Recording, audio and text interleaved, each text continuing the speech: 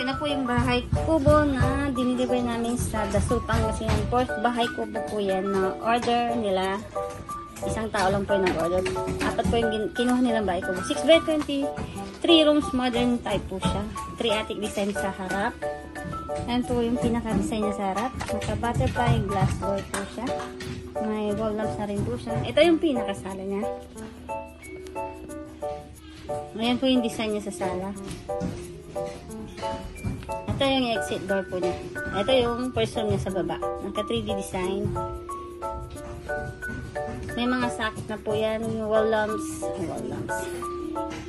Mga pin lights. Ayan, may cabinet po siya dyan. May mga saksakan na po siya. May switch. Ayan, punta po tayo sa attic room po niya. Ayan po yung attic room po niya. Ayan, hindi pa po maikabit yung ilaw niya doon. Ayan. Ito yung pinakasala niya. Design sa sala niya. Sa mga interesado mag-apply po ng ganyan, PM nyo lang po kami Bahay Kubo ang Benta with your location for fast transaction. Yan po. Naka-tropical design po